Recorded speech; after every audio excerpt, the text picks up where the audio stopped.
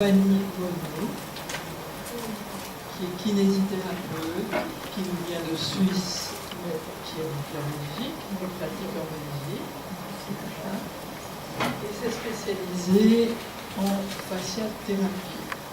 Nous allons pouvoir mieux comprendre ce dont Violaine nous parlait tout à l'heure et aller plus en profondeur dans ces questions de fasciathérapie.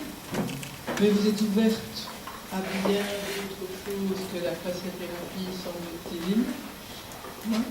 Vous accompagnez vos patients au plus juste, m'avez-vous écrit. Ah, mais j'ai des témoins qui peuvent considérer, n'est-ce pas, Claudia, qu'effectivement, c'est bien vrai. Et donc, vous pratiquez aussi la méditation du cœur.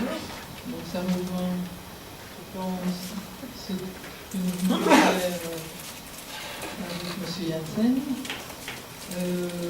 Vos pratiques renforcent votre passion pour l'humain dans toutes ses dimensions.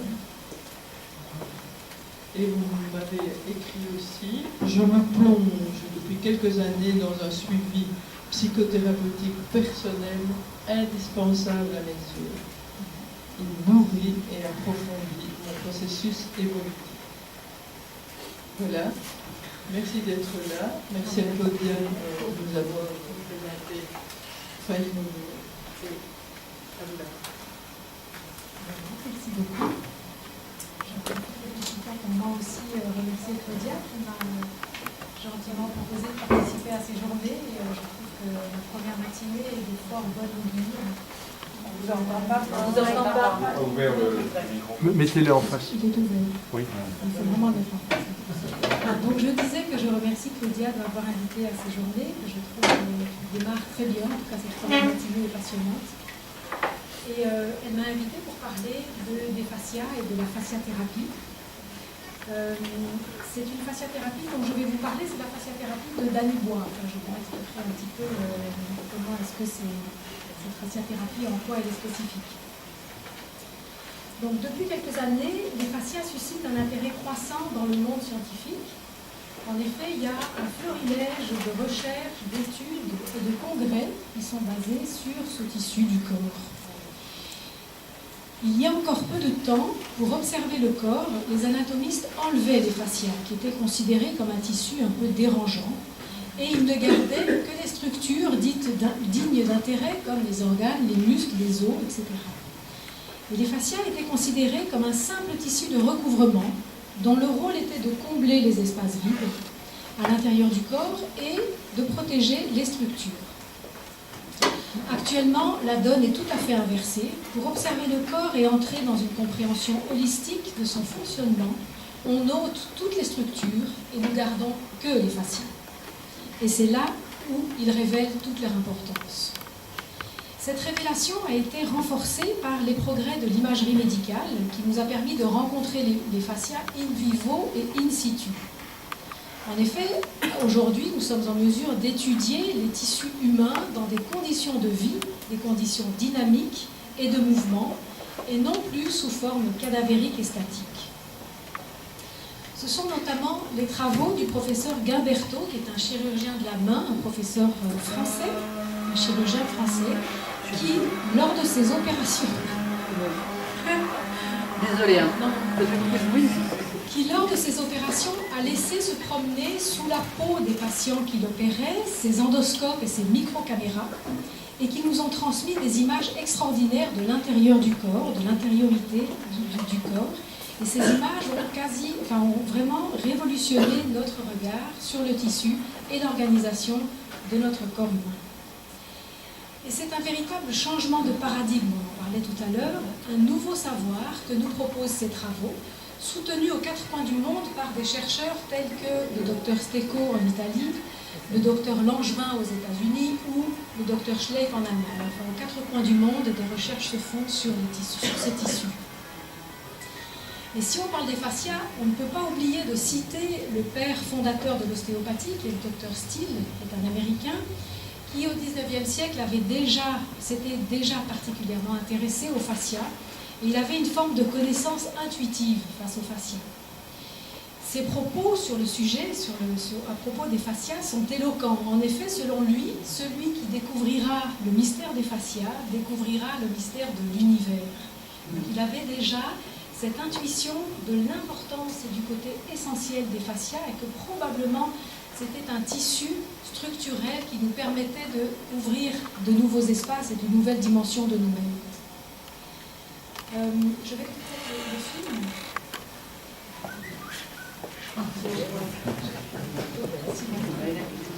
Je vais vous passer un petit extrait du film justement de Gumberto, que vous pouvez aussi consulter sur YouTube, donc il est tout à fait accessible et il est vraiment passionnant. Voilà. Je vais vous en passer parce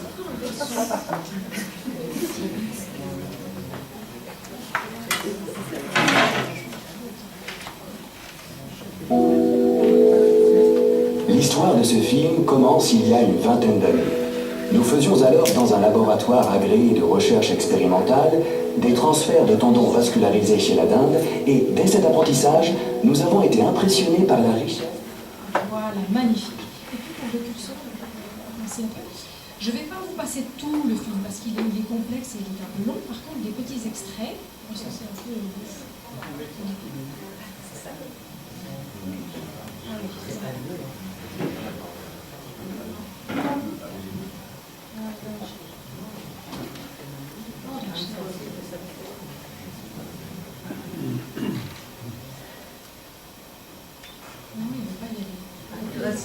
Ces premières images, elles sont très moches. Voilà, super. Alors, 10. Oui, un dixième. Voilà, ça c'est très bien. Et pour faire stop, on fait.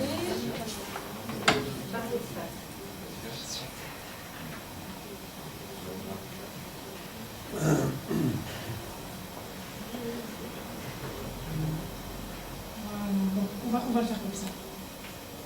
Donc je vais essayer de revenir. Là, il ne fait pas pause. Oh.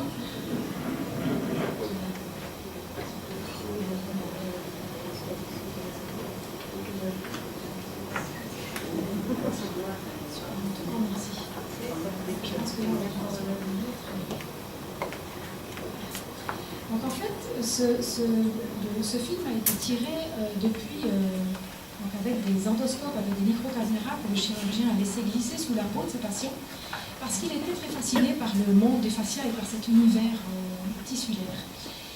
Et donc là, les endoscopes, les images que l'on va voir vont nous montrer des grossissements différents, mais la première rencontre avec les fascias se fait sous la peau, et donc c'est un tissu qui est directement situé sous la peau et qui va connecter la surface de la peau à la profondeur du corps.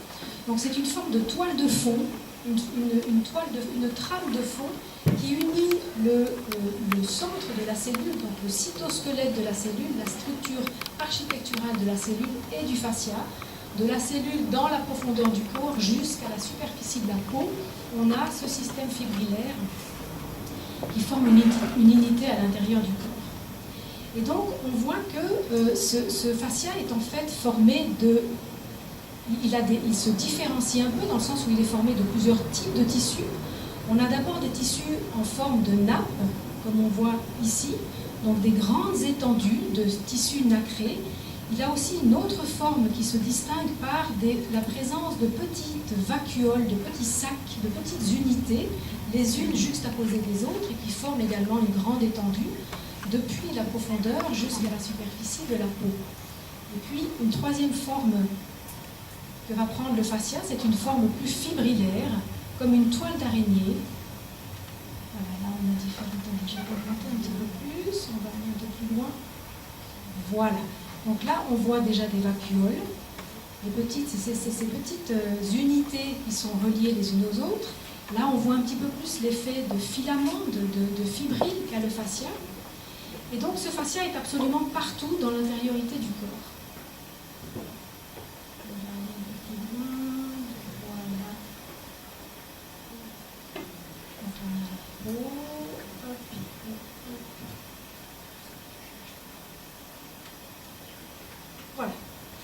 ici la surface de la peau, et puis nous allons plonger. Donc on va plonger dans l'intériorité. Donc là, on a le fascia qui recouvre les structures, donc une véritable nappe. Puis un aspect un petit peu plus fibrillaire de ce fascia. Et on voit également qu'il recouvre ici toutes les structures comme les tendons, les muscles et les os. Et donc c'est une forme de tissu qui forme une trame de fond et qui englobe absolument tous les éléments anatomiques les uns avec les autres.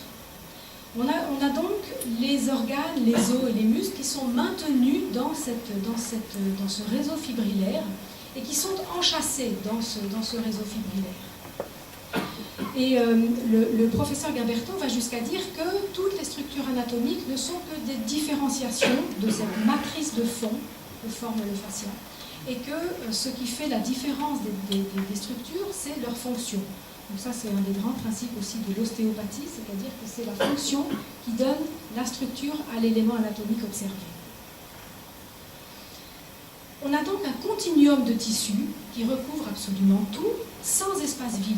Le vide n'existe pas à l'intérieur du corps.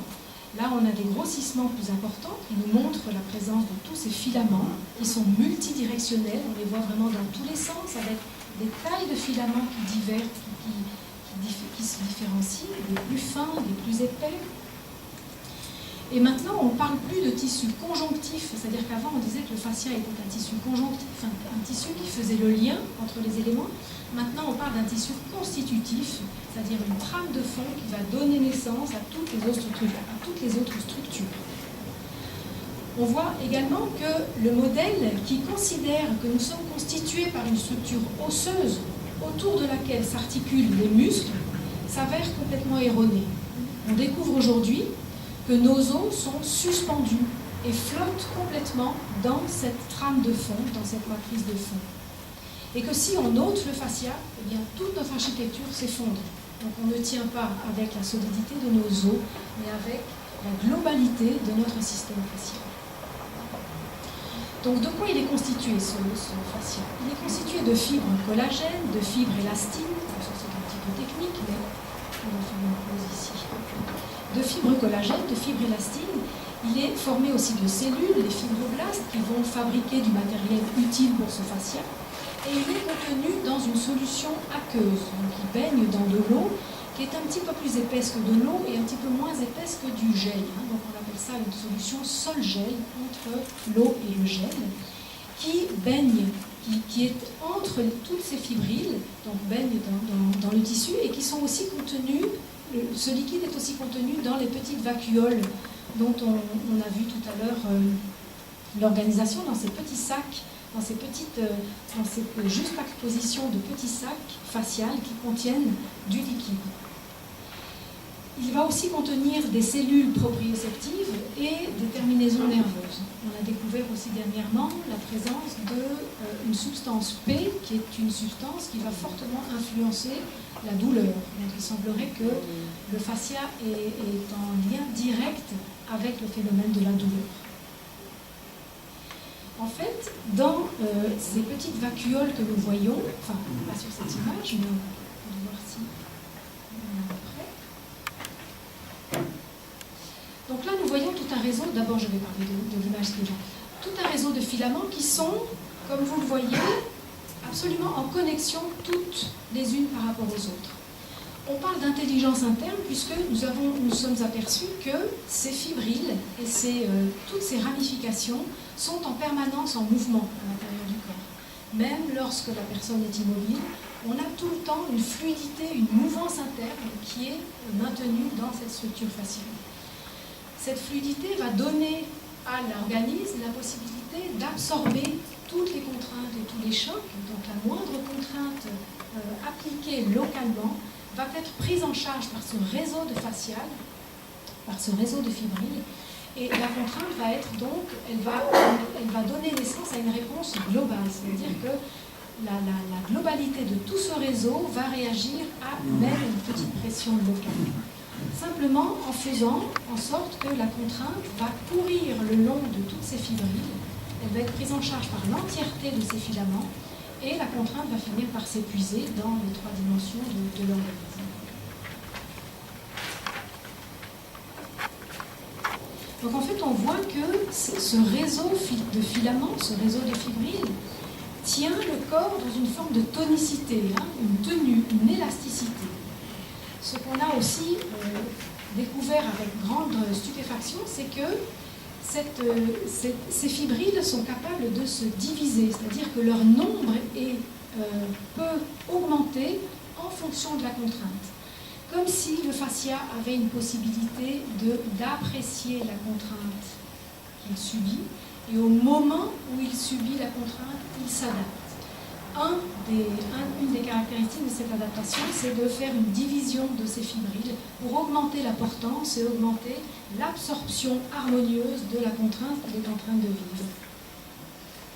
On ne sait pas du tout par quel mécanisme ça s'est fait, mais on parle véritablement d'intelligence, parce que c'est même pas une réaction réflexe, parce qu'à ce moment-là, la réaction réflexe, elle serait reproductible. Or là, nous nous sommes aperçus que ces comportements fibrillaires ne se font qu'une fois, c'est-à-dire qu'ils ne sont pas reproductibles pour la même contrainte. Par exemple, lorsque je fais un mouvement du poignet, une extension du poignet, l'organisation interne des fascias va se faire qu'une seule fois dans un certain type d'organisation, de structuration. C'est-à-dire que par exemple, pour ce mouvement-là, eh bien, les filaments vont se diviser, vont faire en sorte que le mouvement va se faire d'une façon harmonieuse et jusqu'au bout de l'amplitude. Mais pour le même mouvement, si je refais ce même mouvement, l'intériorité du fascia ne va pas du tout réagir de la même façon que la première fois. Donc on a une adaptabilité immédiate soit au mouvement, soit à la contrainte. Ça encore, on ne sait pas expliquer, en tout cas avec la science classique ou avec la physique classique, nous n'arrivons pas à expliquer ce phénomène. Donc vraiment une intelligence qui est dans l'immédiat de l'événement. On constate aussi que, vous voyez ici que, voilà, là on a l'exemple d'une fibre de fascia qui est un peu grossie, avec un grossissement important, et on voit qu'elle est tout à fait construite comme un roseau, c'est-à-dire qu'il y a un segment, et puis là il y a un anneau fibreux qui augmente, qui est plus épais et qui augmente sa stabilité. Donc je parlais d'un liquide qui est à l'intérieur de ces fascias, ce liquide est aussi présent dans la fibrille. Donc on a, quand ce fascia est en mouvement, il est aussi sujet à il est aussi porteur de toute une gymnastique hydraulique. Il réagit à des pressions hydrauliques, à un jeu de force hydraulique absolument très très complexe. Et donc, la présence de ce liquide dans le fascia confère au tissu une tension, une forme de tension intérieure, de tension intrinsèque. Et cette tension interne donne à l'ensemble une précontrainte, une tenue, une forme de tonicité, qui nous permet entre autres de réagir à la force de gravité. C'est comme ça que nous expliquons comment est-ce que nous dialoguons avec cette force de gravité qui s'applique de haut en bas. Eh bien, c'est par la présence, depuis la profondeur du corps jusqu'à la superficie, de cette espèce de tension qui tend vers le haut dans toutes les directions. C'est comme ça que nous pouvons dialoguer et absorber cette force de gravité. Nous pouvons voir également dans cette tension interne une aspiration de notre être à la verticalité, au fait de se tenir debout. Nous nous tenons debout non pas par notre structure osseuse, mais aussi par cette espèce de tonicité tissulaire, cette tension interne qui est due notamment à la présence de ces liquides qui fait en sorte que nous tenons debout. On peut voir aussi d'une façon peut-être plus métaphysique notre propension à nous déployer dans toutes nos dimensions, dans toutes les dimensions de notre être. En tout cas, cette propension à nous déployer et à augmenter nos champs de conscience pourrait avoir un substrat physique par cette présence de cette tension interne à l'intérieur du corps. Et donc cette précontrainte, donc on parle de précontrainte, donne au système un degré d'élasticité qui lui permet de répondre, comme je disais tout à l'heure, instantanément aux forces qui lui sont appliquées. Et c'est cette précontrainte aussi qui va protéger l'intériorité de l'organisme et l'intégrité de l'organisme. C'est un système donc qui est adaptatif, qui est majestueusement adaptatif et qui absorbe progressivement les forces, comme je disais, pour les répartir d'une façon la plus harmonieuse et la plus équilibrée possible. On peut dire aussi que cette pré-tension, cette pré-contrainte nous fait entrer dans la notion de mémoire du fascia, puisque à partir d'une contrainte, ce fascia est capable de se déformer, mais lorsque la contrainte s'arrête, il est également capable de revenir à sa forme de repos, à sa force initiale, à sa forme initiale. Donc, il mémorise toutes les chocs et les contraintes, il va les garder inscrites dans ses fibrilles. Il est évident aussi que lorsque la contrainte et lorsque le choc dépasse les capacités d'adaptation tissulaire, eh bien, le fascia risque de se figer, risque de se cristalliser et ne peut plus revenir à sa forme de repos initiale. C'est ce qui explique, entre autres, comment est-ce qu'à l'intérieur du corps, nous avons des zones, des points d'ancrage de ce fascia qui ont un petit peu perdu leur mobilité. Et ces points d'ancrage, ce sont des contraintes qui ont dépassé probablement notre capacité d'adaptation. Donc on voit que c'est un système qui est multidirectionnel, depuis la profondeur du corps jusqu'à la superficie. C'est un système qui est d'apparence chaotique, mais on ne comprend pas bien ce chaos, et c'est pas pour ça que c'est un chaos qui est inefficace, au contraire.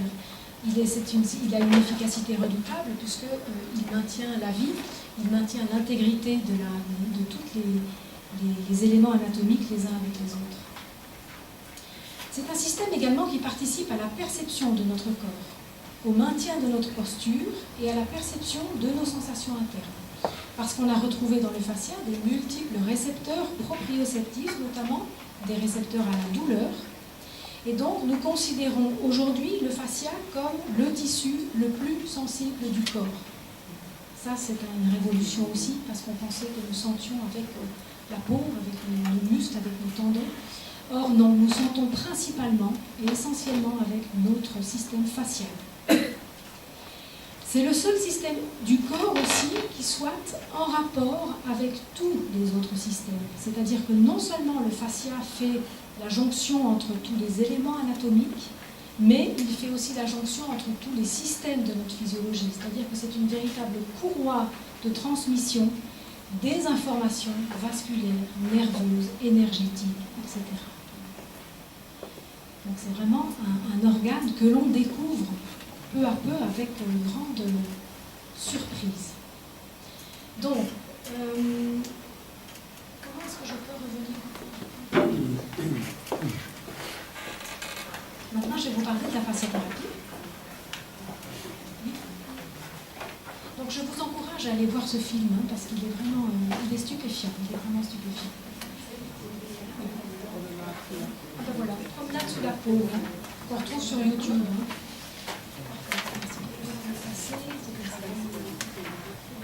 Donc là, je reprends simplement quelques définitions du fascia.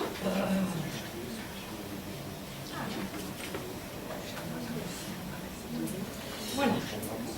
Oui, merci.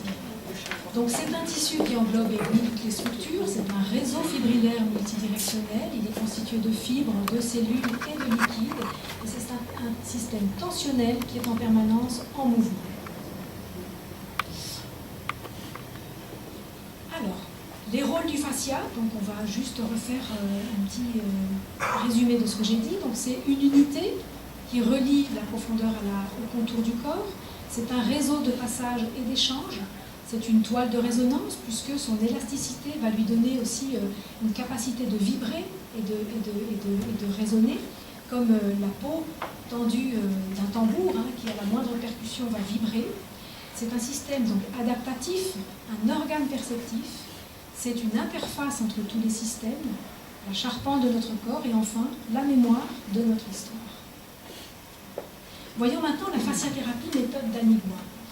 Donc,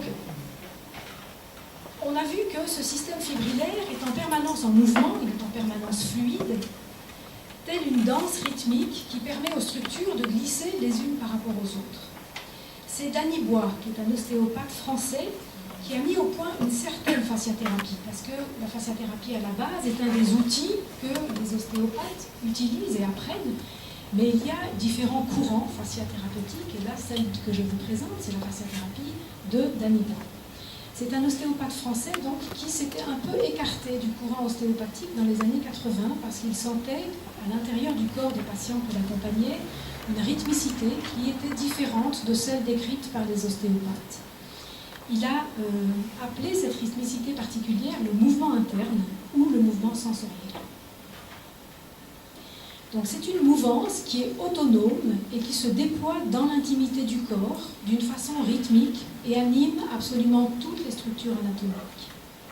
Elle s'exprime sous forme d'enroulement et de déroulement, donc une véritable respiration tissulaire, un mouvement de divergence, d'ouverture lorsque le fascia se déroule, et puis après un mouvement de convergence, de retour à soi, lorsque le fascia s'enroule à nouveau. On parle de mouvement sensoriel puisque c'est un mouvement qui ne se voit pas, à l'œil nu en tout cas, mais c'est un mouvement qui se donne à sentir. C'est un mouvement subjectif qui possède des critères d'amplitude, de vitesse et d'orientation. Ces critères-là, d'orientation, d'amplitude, de vitesse et de rythme, sont pour nous des critères que nous allons observer et qui, quand ils sont perturbés, vont signer le début d'une possible pathologie. Ce mouvement, donc, il peut être capté et ressenti par le praticien qui, au travers de sa main, au travers de tout son corps, et par la personne aussi qui reçoit le soin. Car même lorsqu'on est immobile, allongé sur la table, dans l'intériorité, cette rythmicité, ce mouvement est effectif et perceptible. Il se déploie à une vitesse constante dans l'intériorité du corps. C'est la lenteur sensorielle. C'est une mouvance majestueuse et émouvante. Lorsqu'elle est ressentie, c'est la mouvance de la vie. Donc on peut voir maintenant les différents rôles de ce mouvement sensoriel. Donc on l'a déjà un petit peu vu, mais par la fluidité qu'il donne au tissu, il entretient une malléabilité de la matière du corps, une souplesse qui la rend réactive et adaptable. La matière du corps a donc une capacité de rebond. Plus le mouvement sensoriel est présent et organisé, plus nous avons de la vitalité pour faire face aux événements et pour rebondir dans les événements que nous propose la vie. Ce mouvement est également porteur de l'unité de la personne, dont il est le ciment dynamique. Lorsqu'on le sollicite, la personne ressent cette mouvance de fond qui relie vraiment toutes ses parties. C'est un sentiment de globalité et d'unité de tout son être qui se dégage au contact du sensoriel. Plus encore, il nous donne accès à la conscience de notre intériorité. C'est presque une conscience en mouvement dont M. Janssen parlait tout à l'heure, une conscience en mouvement. Et il nous donne accès également à la densité substantielle de notre présence, un profond sentiment de soi qui est plus fort que le sentiment de la proprioception. La proprioception qui est un sens qui me permet de me percevoir. La proprioception me fait dire que mon corps est le mien. Le mouvement sensoriel va plus loin. Il me donne à vivre le fait que je sens que j'existe au travers du mouvement sensoriel. C'est une conscience qui est presque plus intime, plus charnelle, plus touchante, qui se donne à vivre. Et cette mouvance ouvre un lieu de soi, un état de soi corporel et psychique. C'est-à-dire, elle va créer un véritable accordage entre les sphères psychiques et le soma, le corps. Enfin, ce mouvement signe également notre force de croissance. C'est lui qui, dans l'intimité de la matière et dans l'invisible de la matière, nous fait croître et grandir. Il nous place sans cesse dans le processus évolutif de la vie. Et c'est cette intelligence aussi qui va assurer nos capacités d'autorégulation et d'autodérision. C'est une force en fait qui est délibérément tournée vers la vie. Donc vous l'aurez compris, ce mouvement sensoriel sera pour nous notre partenaire de choix, que nous allons interroger, avec laquelle nous allons travailler pour accompagner la personne qui vient nous voir. Tous nos outils auront pour but d'éveiller cette intelligence interne chez la personne, en faisant en sorte que cette force interne devienne perceptible et que le sujet développe avec elle une relation de plus en plus consciente. En quoi consiste notre thérapie? Donc nous avons quelques outils.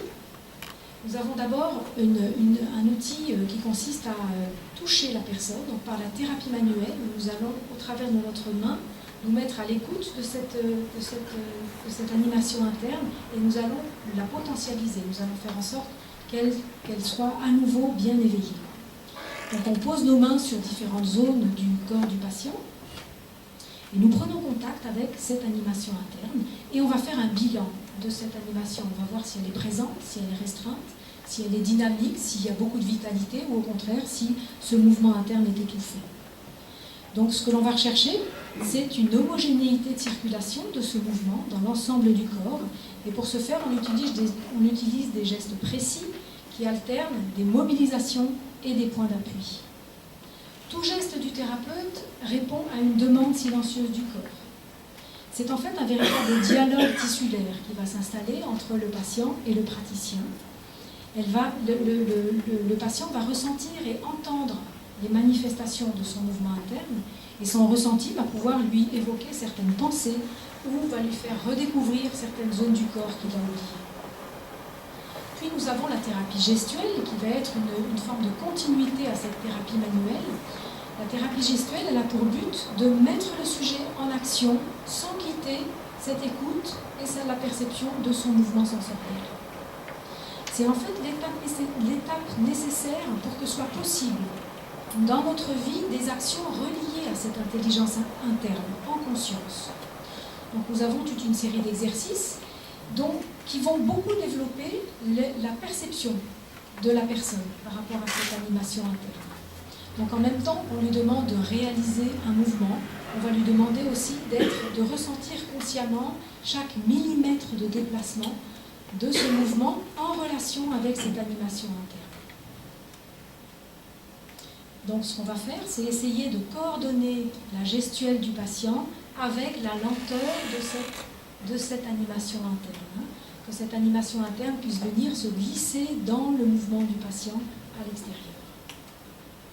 Nous laissons ainsi le mouvement sensoriel venir habiter les muscles et les os, les articulations, et devenir le réalisateur de la mise en action de la personne. En effet, le mouvement sensoriel, il reproduit dans l'intimité de la matière du corps exactement l'organisation des gestes majeurs du corps. C'est-à-dire que Danny Bois a vraiment fait le lien entre l'animation interne, entre ce mouvement sensoriel et la gestuelle. Le mouvement interne est en fait annonciateur du geste à venir. Il en est une gauche, il en est le patron dans l'intimité de la matière. Et donc tout le but, c'est de faire en sorte que la personne puisse à nouveau bouger depuis cette organisation et cette intelligence interne. Et qu'elle puisse en tout cas chaque fois y revenir. Dans la perception du sensoriel, c'est comme cela que nous sommes au plus près de ce qui se trame à l'intérieur du corps. Nous sommes, pourrions-nous dire, aux premières loges de la vie qui s'organise en nous. Un autre outil, c'est l'intériorisation ou méditation, qu'on appelle l'introspection sensorielle. Le but, là, c'est d'observer sa vie intérieure et ses états de présence à soi. C'est un rendez-vous avec soi, une observation ressentie et un rendez-vous avec notre capacité à entrer en relation avec cette animation interne. Écouter le silence, qui peu à peu prend l'aspect d'une présence qui, à son tour, semble nous écouter. Dans cet espace de relation où s'élabore un dialogue silencieux, c'est entre-deux qui s'ouvre à la rencontre entre soi et la présence de soi. Dans cet espace-là, nous laissons le mouvement sensoriel nous guider dans ce voyage intérieur. Et là, on se met dans une attitude d'observation neutre de ce qui est, de ce qui se vit, sans jugement, comme nous l'avons dit tout à l'heure. Et dans nos introspections, nous pouvons rencontrer nos modes de fonctionnement, nos manières de penser, nos comportements. Je peux aussi évaluer la façon dont j'accueille la nouveauté, l'inédit, l'inconnu. Toujours est-il que l'intelligence du mouvement interne ne va jamais mettre la personne en danger, ne va jamais amener la personne dans une zone d'aile dangereuse. Cette mouvance interne va suivre scrupuleusement la capacité d'ouverture de la personne dans l'instant. Et ceci se vérifie aussi dans la thérapie manuelle, où la personne ne va jamais dépasser ses capacités d'accueil de l'information.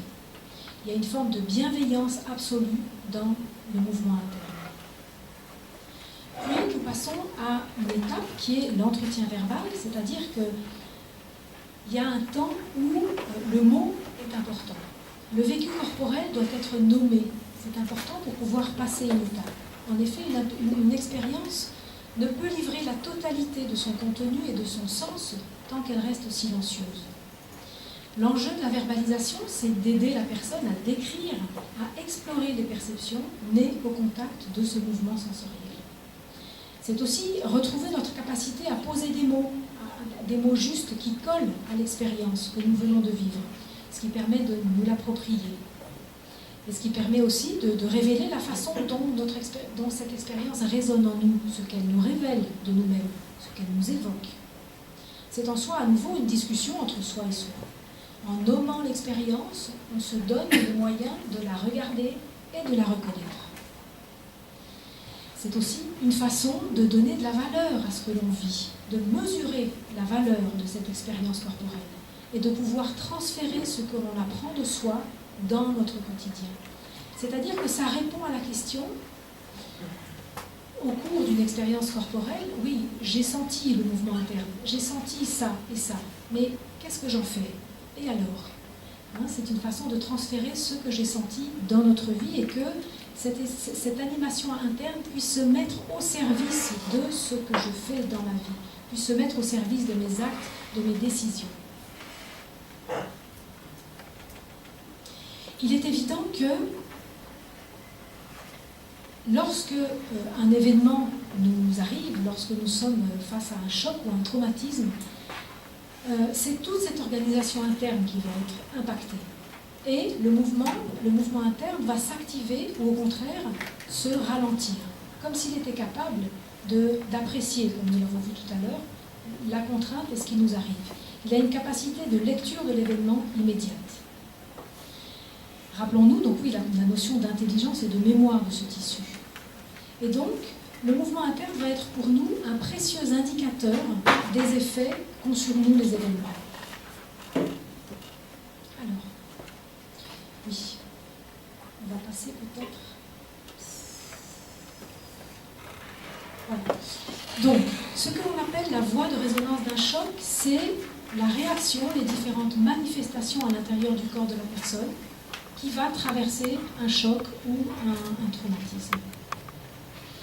Il est évident que lors d'un traumatisme, c'est toute cette organisation donc, qui va être touchée et le corps va vibrer d'une façon spécifique à l'événement. Il vibre comme un instrument de musique et la manière dont on vit l'événement qui nous arrive est propre à chacun de nous. Et il va y avoir des traces laissées par nos expériences, des traces laissées qui vont constituer notre singularité. Et donc ce sont ces traces, c'est cette singularité, ce regard propre, cet état interne de la personne lorsqu'elle vit cet événement que nous allons considérer dans notre approche. Nous allons lire et décrypter l'inscription sensorielle de l'événement. Mais nous avons aussi toute une série de réactions physiologiques que nous pouvons généraliser à toutes les personnes qui traversent des événements. Et ce sont, par exemple, ces réactions physiologiques vont s'installer dans le corps à l'image d'une pierre qui va tomber dans l'eau et qui va faire des cercles qui sont reliés les uns et les autres. Et on peut faire le parallèle avec un traumatisme dans le corps qui va réagir aussi, l'onde de choc va se propager dans l'intériorité du corps et des réactions vont se vivre et vont entraîner nécessairement d'autres réactions. C'est comme ça que le choc va se propager à l'intérieur du corps. Donc le premier niveau qui est impacté lors d'un choc, c'est le système vasculaire et le système neurovégétatif. Ce sont ces deux systèmes qui vont réagir à une vitesse fulgurante. Une milliseconde au moment du choc, de l'impact, nous avons la réaction de ces systèmes. Donc par notre méthode, nous allons essayer d'avoir à la fois un toucher de relation, c'est-à-dire avec la main, de pouvoir rentrer en relation avec la personne, avec son identité propre, avec ce qui fait, avec sa singularité, mais également nous allons pouvoir avoir un toucher symptomatique qui va s'adresser à toutes ces réactions physiologiques. Nous allons pouvoir notamment travailler sur la pulsologie pour remettre tout le système vasculaire dans un repos et lâcher la vasoconstriction qui sera tout de suite arrivée après le choc. Donc au moment du choc, on a une vasoconstriction, on a une réaction vasculaire importante. La deuxième réaction, c'est qu'on va avoir une crispation des fascias et du tissu musculaire.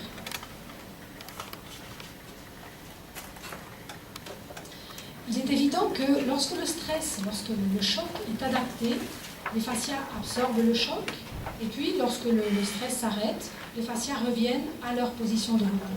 Par contre, lorsque le stress est dépassé, c'est-à-dire lorsque le stress dépasse les capacités d'adaptation de la personne, là, les crispations vont rester, et on va avoir une perte d'élasticité des tissus, et on va avoir une perturbation de ce mouvement interne qui va se réduire et qui va devenir étouffé. Au niveau musculaire, on va avoir une perturbation de la balance musculaire, c'est-à-dire qu'on va avoir la personne qui va être dans un tonus musculaire toujours élevé, elle va être dans une hyperactivité et avec une incapacité à revenir dans un état de repos, dans un état de base. Et le sujet donc s'installe dans une forme d'hyperstress, d'hyperactivité, son humeur devient négative et son ouverture psychique va fortement diminuer. Et donc là, nous allons pouvoir, par la thérapie manuelle ou par le mouvement, avoir un dialogue tissulaire où nous allons proposer des étirements, nous allons proposer une mobilisation de ces fascias pour qu'ils baissent leur crispation et que les muscles reviennent à un tonus de base, un tonus basal. Le troisième impact, c'est la perturbation des rythmes. C'est-à-dire que, comme je disais tout à l'heure, la mouvance du mouvement interne est rythmique, elle se fait par des séries et par des séries de déroulements et d'enroulements. Cette rythmicité est très très importante puisque c'est elle qui va permettre le brassage des liquides à l'intérieur du corps. Elle va faire un véritable pompage au niveau liquidien. Si on n'a plus cette perturbation de rythme, nous avons une stagnation des liquides, nous avons une acidification du terrain, et donc la personne va être très fatiguée et elle va vraiment perdre de sa vitalité. Par nos touchés, par nos outils, nous allons pouvoir relancer cette cadence du sensoriel, relancer la rythmicité interne pour que la personne puisse se resynchroniser. L'étape suivante, courage et tout ça, c'est une désertion sensorielle, c'est-à-dire que comme le mouvement sensoriel est éteint et altéré, la personne va petit à petit aussi perdre la notion, elle va perdre de sa sensorialité. Donc dans un premier temps, la perte de sensorialité, c'est une réaction physiologique qui est bienvenue puisque on sent moins pour souffrir moins. Donc dans un premier temps, ça reste physiologique, mais lorsque le stress est vraiment trop fort et lorsque on est dans un stress dépassé, cette sensorialité va venir aussi impacter la conscience que la personne va avoir d'elle-même. La personne va petit à petit se sentir coupée d'elle-même. On connaît l'expression se sentir à côté de ses pompes. On va être dans une forme de brouillard, dans une forme d'anesthésie, où cette sensation de nous-mêmes va peu à peu nous quitter. C'est à ce moment-là que nous allons pouvoir mettre en place tous nos outils de perception, où nous allons mobiliser, comme il a été dit tout à l'heure, l'attention de la personne à cette animation interne. Nous passons d'une attention focalisée, d'une attention extérieure, vers une attention globale, vers un état attentionnel à ce qui se passe à l'intérieur de soi. Donc en fait, toutes ces réactions, vous l'aurez compris, elles vont dans une gradation de gravité, si on peut dire. Donc là, on atteint ces 3 points que nous atteignons, commencent à être franchement délicats pour la personne et commencent à la mettre en danger. Le point suivant, c'est l'immobilité. Donc là, il ne s'agit pas d'une immobilité articulaire, mais la personne va être fixée dans un système et elle n'aura plus la capacité d'être dans un système de balancement dans sa physiologie. C'est-à-dire qu'elle va rester notamment dans le système orthosympathique qui va tout le temps remettre en action son organisme. Il n'y aura plus du tout pour elle la possibilité d'enclencher son système parasympathique qui va revenir, qui va faire en sorte que les données physiologiques vont revenir à leur base et vont revenir au repos. Donc pour nous, c'est une fixation, une immobilité qui commence à être importante pour la personne et qui peut avoir des répercussions graves. Donc à ce moment-là, nous allons, nous, travailler tout le système parasympathique, c'est-à-dire le système qui est situé au niveau de la colonne cervicale, au niveau du crâne. Nous allons faire tout un travail crânio-sacré, au niveau des lombaires également, et un geste technique mais qui va vraiment relancer le système parasympathique, c'est le point d'appui. Puis nous avons la toute dernière phase de l'impact du choc, qui est un mal-être, qui est le trouble du rapport à soi, qui va s'installer d'une façon importante. Et là, nous allons avoir une possible, enfin, si tous ces troubles perdurent, on peut aller jusqu'à un état dépressif. Hein. Donc il faut agir assez vite avant que la personne arrive à cet état. Et là, nous avons toute une kyrielle d'outils qui vont travailler sur la relation au corps sensible à cette animation interne. Et nous pouvons vraiment parler de pédagogie perceptive, puisque nous allons essayer d'amener la personne à apprendre de ces expériences du corps, pour qu'elle puisse installer ces expériences du corps dans un renouvellement de sa vie, de ses comportements, de ses réactions, de sa façon de penser et d'être. Notre approche va constituer donc à dissoudre l'impact organique du stress et à relancer le mouvement sensoriel de la personne. Relancer la rythmicité sensorielle pour que le corps se resynchronise, mais que la personne également se resynchronise avec elle-même et avec son environnement. La fasciathérapie va être une véritable réanimation sensorielle qui offre le retour à la perception de soi et l'apprentissage d'un rapport à soi renouvelé. On va laisser les derniers mots d'Annie Bois, qui dit que le développement des rapports plus fins et plus riches à l'intériorité corporelle devient le support d'une présence capable de toucher et d'être touchée, capable de se mouvoir et d'émouvoir. Je vous remercie.